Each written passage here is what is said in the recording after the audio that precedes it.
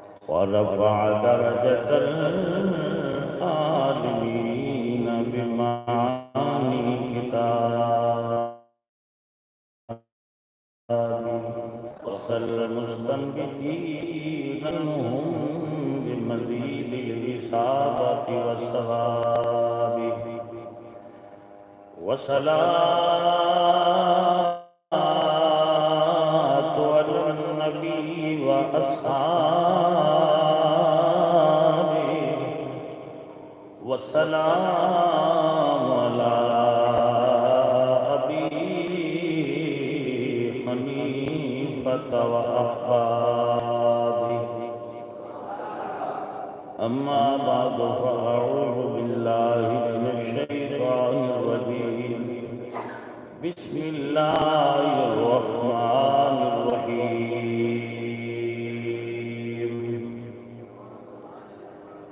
وما أرسلناك إلا رحمة للعالمين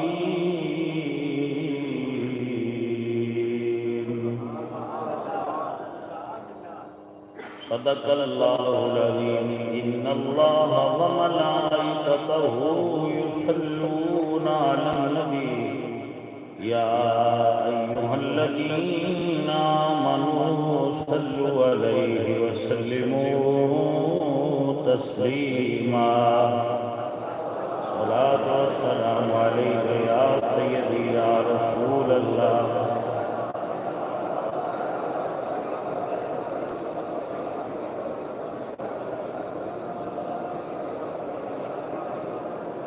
حمد بہر مر خدائے پاک را آنکھ ایمان تاب مشت خاک را ہزار بار بشوئے تہنز مشک و گلاب انور نام تو کمال بیادبی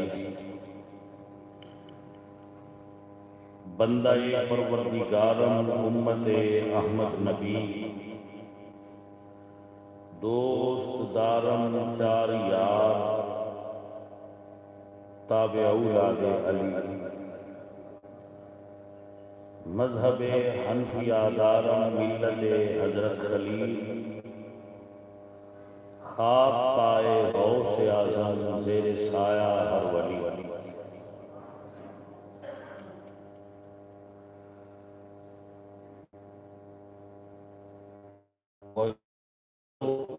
محترم حاضرین و سامعین بحیثیت مسلم اور بحیثیت مومن حضور کا امتی ہونے کی حیثیت سے ہمیں یہ یقین کامل ہے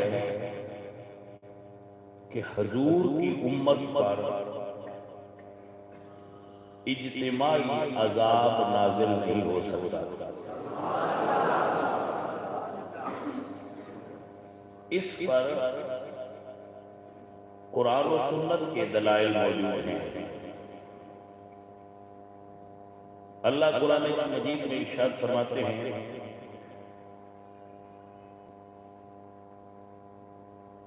یہ بات ذہن میں رکھیں کہ عذاب اور ابتلا میں فرق ہوتا ہے۔ گو بعض اوقات ہم اسے عذاب کہہ دیتے ہیں، لیکن یہ موجودہ صورتحال عذاب نہیں ابتلا ہے، آزمائش ہے۔ اللہ فرماتے ہیں ما کان اللہ لیعذبہم وانت فیہم، جب تک تمہارے درمیان میرا نبی رہے گا تمہیں عذاب نہیں آئے گا۔ حضور کا ہمارے درمیان ہونا، حضور کا ہمارے اس دنیا میں جلوہ فرما ہونا اس بات کی علامت ہے کہ قرآن کریم میں یہ ہمارے لیے بشارت ہے کہ حضور کے ہوتے ہوئے عذاب نہیں آ سکتا۔ میں اکثر یہ کہتا رہتا ہوں، آپ دنیا پر جتنے مرتبہ اللہ کی طرف سے اس قوم پر بھی، وہ قوم لوط تھی، قوم عاد تھی، قوم ثمود تھی، نوح علیہ السلام کی قوم تھی، یا کسی بھی اللہ کے نبی کی امت تھی، قوم تھی، ان پر جب بھی عذاب آیا ان کا نبی ان کے درمیان موجود نہیں ہوتا تھا۔ اس پر غور کریں۔ میں اکثر یہ دوستوں کو بیان کرتا رہتا ہوں، سناتا رہتا کہ حضرت نوح علیہ السلام کی قوم پر جب عذاب آیا تھا تو اللہ نے حضرت نوح کو فرمایا تھا کہ آپ کشتی میں سوار ہو کر نکل جائیں۔ جب حضرت نوح کشتی میں سوار ہو گئے پھر عذاب آیا۔ لوط علیہ السلام کی قوم پر جب عذاب آیا تو عذاب کب آیا؟ جب اللہ کے نبی حضرت لوط علیہ السلام اس قوم سے نکل گئے، بستیوں سے تشریف لے گئے تو بعد میں عذاب آیا۔ حضرت یونس جب نکل گئے تو پھر عذاب آیا، حضرت ہود نکل گئے تو پھر عذاب آیا، حضرت موسیٰ علیہ السلام اور آپ کی قوم بنی اسرائیل جب تک دریا میں رہے، دریا بھی وہی تھا، پانی بھی وہی تھا، فرعون بھی وہی تھا، مگر پانی نے اسے ہلاک نہیں کیا، نہیں کیا۔ یوں ہی حضرت موسیٰ علیہ السلام بنی اسرائیل کو لے کر دریا سے نکل گئے تو وہی پانی عذاب بن گیا۔ تو دریا نے پہلے کیوں نہیں غرق کیا؟ پہلے تو دریا نے راستہ دے دیا۔ اللہ کے نبی دریا کے پاس آئے تو پیچھے سے فرعون کا لشکر آ رہا تھا، تو حضرت موسیٰ علیہ السلام کی قوم بنی اسرائیل کے 12 قبیلے تھے، تو انہوں نے کہا کہ ہم اکٹھے نہیں گزریں گے۔ حضرت موسیٰ کو اللہ نے فرمایا کہ آپ دریا پر اپنا عصا مبارک ماریں۔ جب مارا تو پانی میں 12 رستے ہو گئے۔ اب وہ ذرا کیسی قوم تھی بنی اسرائیل، حضور اس کو عجوبہ الغزار کہا کرتے تھے۔ انہوں نے کہا کہ ہم گزریں گے لیکن ایسے گزریں گے کہ ایک گزرنے والا اپنے دائیں اور بائیں جو گزر رہے ہیں ان کو دیکھتے ہوئے، یعنی ہم گزریں گے بھی اور دوسروں کو دیکھتے بھی رہیں گے کہ وہ کیسے گزر رہے ہیں۔ اللہ نے فرمایا محبوب ان کی یہ خواہش بھی پوری کر دیا۔ وہ قوم اپنے دائیں گزرنے والے کو بھی دیکھ رہی تھی اور بائیں گزرنے والوں کو بھی دیکھ رہی تھی، تو یوں دیکھتے ہوئے جیسے ہی قوم پار اتر گئی بنی اسرائیل تو فرعون غرق کر دیا گیا، اس کی قوم بھی غرق ہوگی، وہ بھی غرق ہوگی۔ تو یہ سارے واقعات، حالات، تحقیق یہ ظاہر کرتی ہے کہ اللہ کا عذاب اس وقت تک آتا ہی نہیں جب تک نبی موجود ہو۔ اب ایک اور بڑی خوبصورت مثال ہے۔ جب حضرت، مجھے نام نہیں یاد آ رہا، حضرت لوط علیہ السلام جب ان کی قوم پر عذاب آیا تو ان کی قوم کے کچھ لوگ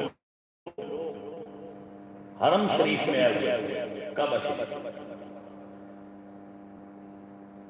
تو سب پر عذاب آیا، ان کے حصے کا جو عذاب تھا جب وہ آیا وہ لوگ حرم شریف کی حد کے اندر تھے.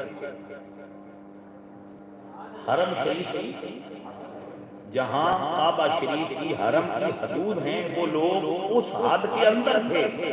تو آسمان سے آنے والا عذاب اس حد کے باہر آ کر رک.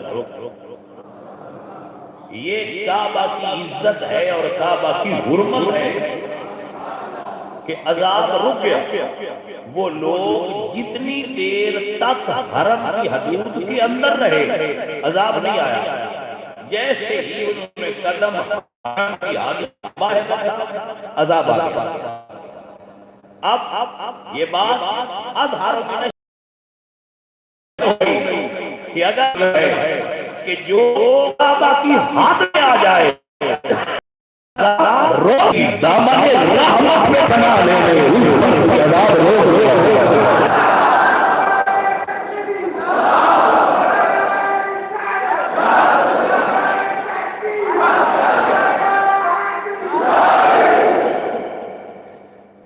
تو یہ نتیجہ ہے کہ جب نبی امت کے درمیان ہو امت پر عذاب نہیں آتا. اب ایک چھوٹا سا جملہ بولتا ہوں شاید کسی کی سمجھ میں آ جائے. سوال یہ ہوتا ہے کہ پھر یہ اجتماعی عذاب کبھی بھوک کبھی قحط کبھی زلزلہ کبھی یہ کسی وبا کی صورت میں یہ کبھی سیلاب کی صورت میں یہ کبھی کسی صورت میں ہم پر یہ ابتلائیں کیوں آتے ہیں جبکہ وعدہ یہ ہے کہ امت پر عذاب نہیں آئے گا. تو میں اس پہ آپ کو لمبے چوڑی تقریر نہیں کرتا, اتنا بولتا ہوں کہ ذرا اپنے اندر جھانک کے ایک بار دیکھ لیا کرو کہ عذاب نہ آنے کا وعدہ تو امت کے ساتھ تھا, کیا ہم امتی ہیں؟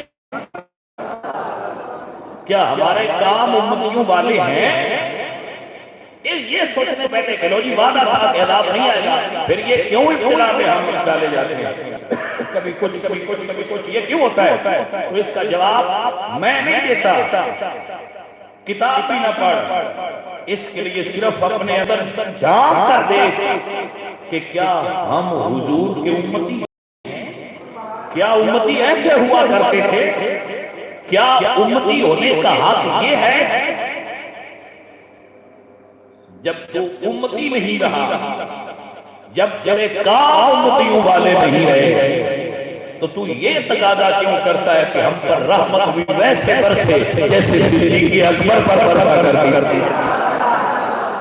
جب تو امتی نہیں رہا تو یہ ڈیمانڈ کیوں کرتا ہے کہ ہم پر رحمت بھی ویسے برسے علی پر برسا کرتی تھی جیسے مقداد اور سلمان پر برسا کرتی تھی؟ جب ہم نے وہ کام چھوڑ دیے جو امتیوں والے تھے تو رحمت خدا بندی ہم سے روٹ ہوئی. آؤ امتی بن جاؤ, عذاب کے لیے دعا مانگنے کی ضرورت بھی نہیں رہے گی, یہ خود بخود چلا جائے گا, یہ ابتلا خود بخود مٹ جائے گی. صرف امتی بن جاؤ, کونو ربانی, اللہ والے بن جاؤ, اللہ کے بندے ہو جاؤ, مصطفیٰ کی امتی ہو جاؤ, یہ خود بخود چلی جائے. وہ میرے اعلیٰ حضرت عظیم البرکت امام اہل سنت امام محمد رضا خان فاضل بریلوی رحمت اللہ تعالی علیہ, آپ کیا خوبصورت جملہ ارشاد فرماتے ہیں کہ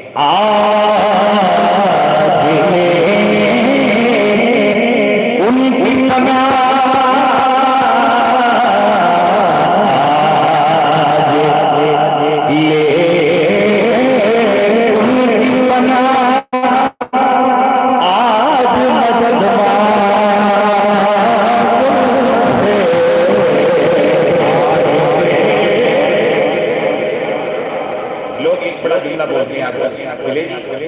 بند ہو گیا جی, کہاں بند ہو گیا؟ یہ تو کہتے ہو, کبھی یہ سوچا کہ عرب کی وہ پاک سرزمین جس کو اللہ نے اتنا پسند فرمایا کہ اپنے حبیب کو وہاں نازل فرمایا, مبعوث فرمایا, جب وہاں بت خانے بنائے جا رہے تو تمہیں خیال کیوں نہ آیا کہ یہ سرزمین توحید کیا بتوں کو پوجنے کے لیے تھی؟ وہاں پر ہندوستان کے وزیر اعظم کو بلا کر یو اے ای میں مندر کا افتتاح کروایا گیا، اس وقت کیوں نہ کہا کہ یہ تو رسول عربی کے ساتھ غداری ہے؟ جب سعودی عرب فحاشی کا سب سے بڑا اڈا بنانے کا پلان ہونے لگا، سینما ہال کھل گئے، تو یہ کیوں کہتے ہو کہ کعبہ بند ہو گیا، حضور کا در بند ہو گیا؟ یوں نہیں کہتے کہ ہم نے سینما ہال سعودی عرب میں کھولے تو آپ یہاں لال ناراض ہو گئے، گھر کا دروازہ بند کر دیا۔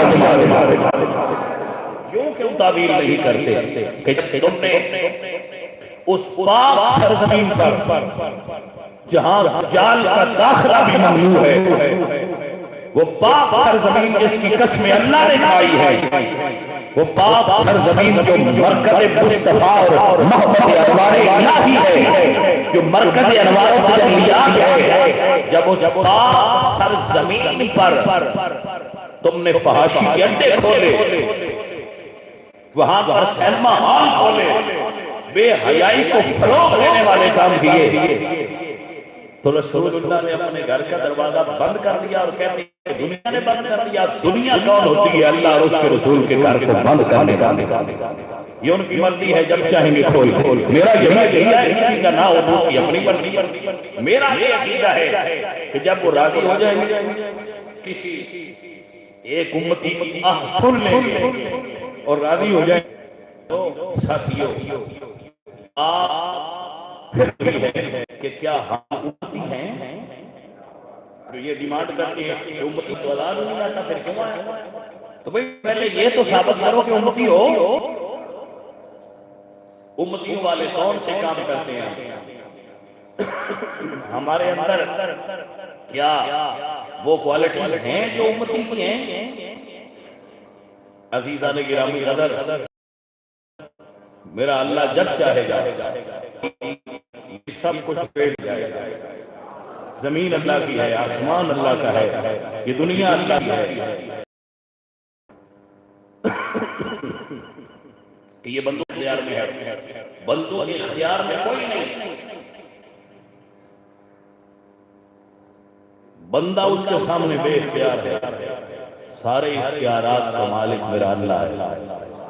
قل اللہم مالک الملک۔ آج پھر یہ ظاہر ہو گیا کہ نہ دنیا ٹرمپ کی ہے، نہ دنیا مودی کی ہے، نہ دنیا عمران خان کی ہے، نہ دنیا کسی مولوی کی ہے، نہ دنیا کسی پیر کی ہے۔ قل اللہم مالک تؤتی الملک من تشاء، صاحب ملک دیتا ہے، وتنزع الملک ممن تشاء، اور جس سے چاہے ملک لے لیتا ہے۔ یہ اس کی اپنی مرضی ہے، یہ اس کی اپنی مرضی ہے۔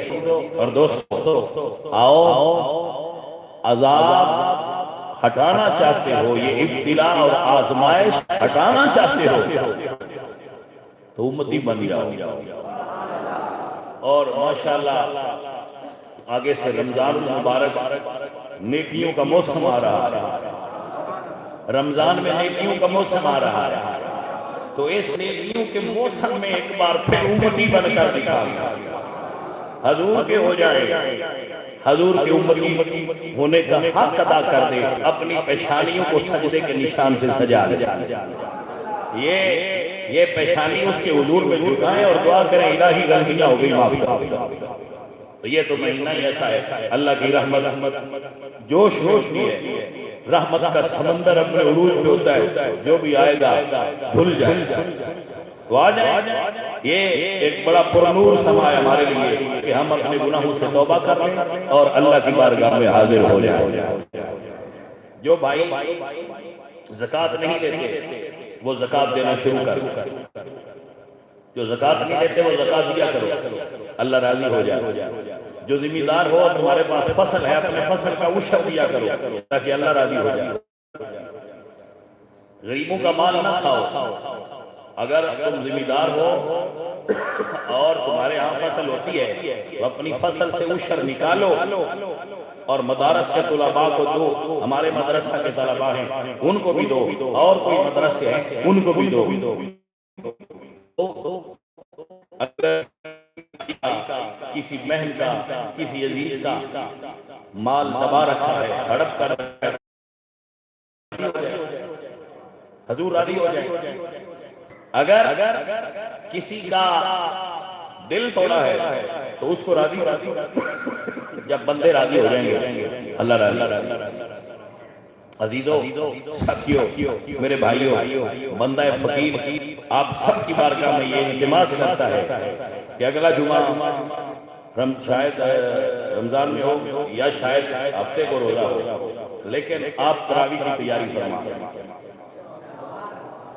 آپ تلاوت کی تیاری فرما لیں, آپ اعتکاف کی نیت فرما لیں, آپ نیکیوں کے ڈھیر جمع کرنے کے لیے, توبہ کرنے کے لیے اپنا ذہن بنا لیں کہ اللہ تعالیٰ ہم سے ناراض تھا, اب وہ مہینہ آ گیا ہے کہ جب عذاب اٹھا لیے جائیں گے اور رحمتیں برسا دی جائیں گی. ہمارے لیے یہ موقع ہے کہ ہم آ جائیں اس کی بارگاہ میں. اللہ حضرت مجدد دین میں فرماتے ہیں آج ان کی پناہ آج مدد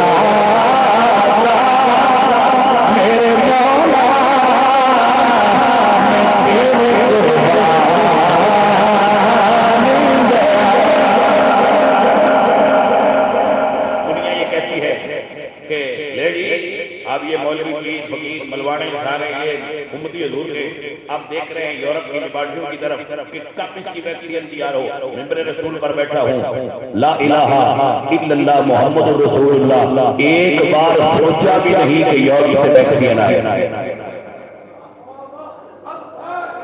یہ سوچا بھی نہیں کہ یورپ سے ویکسین آئے گی تو ہم بچیں گے. جب مدینے سے نظر ہوگی ہم کے حالات سے ڈر جائے گا. یہ یورپ کی ویکسین ہے, وہ کوئی اور ہوں گے جو یورپ سے ویکسین کی آمد کا انتظار کرتے ہیں. ہم دوائی سے نہیں مدینے والے کی نظر کرم سے چھپائے جاتے ہیں. یہ دوائیں تو بہانہ ہے. آپ کو انتظار ہوگا کہ شاید کوئی دوائی تیار کسی لیب سے کوئی اینٹی ڈوز تیار ہو تو ہم ٹھیک ہو جائیں گے. لوگوں کو پتہ میں اپنا عقیدہ بیان کرتا ہوں, مجھے کوئی انتظار ہے تو اندر نہیں ہوگا, مجھے کوئی انتظار ہے تو مدینے والے کی نظر کرم کا انتظار ہے. یہ کیا چیز ہوئی بنا جلے لوگ. اگر دوائیوں کا علاج ہوتا ہو یورپ کا ایک بندہ نہ ہوتا, ثابت ہوا یورپ کی ساری دوائیں فیل ہو گئی, لیکن شام پر وہ غریب جس پر بمبوں کی بارش نہیں گئی وہاں کوئی بیمار نہیں. افغانستان کا وہ ملک جو 100 سال سے بلکہ پوری اور پھر سوویت یونین اور اس کے بعد امریکہ کے ہاتھ بارود کا ڈھیر رہا, ان کٹے پھٹے غریبوں پر ابھی تک بیماری نہیں آئی. حضرات وقار سمجھنے والی باتیں ہیں. وہ یورپ والے جو اپنی دوائیوں پر ناز کیا کرتے تھے, امریکہ جو سپر پاور کہلاتی تھی, وہ جرمن جن کی دوائیں پوری دنیا میں معروف تھی, آج ان کی دوائیاں اور لیبارٹریاں ٹھپ ہو گئی. اس لیے تو ہم دوائیوں کی طرف دیکھ نہیں رہے، ہم تو مدینے کی طرف دیکھ رہے ہیں۔ ہاں لوگ تو دیکھتا ہے، اس طرف دیکھتا ہے، غلام مدینے کی طرف دیکھتا ہے۔ عزیزان ایمان و دوستان ایمان، رمضان کی آمد سے پہلے اپنا ذہن بنا لیں، اپنے آپ کو تیار کر لیں، اللہ آپ کا، میرا، ہم سب کا حامی و ناصر ہو اور ہمیں حضور کا سچا اور سچا امتی بنائے۔ وما علینا الا البلاغ۔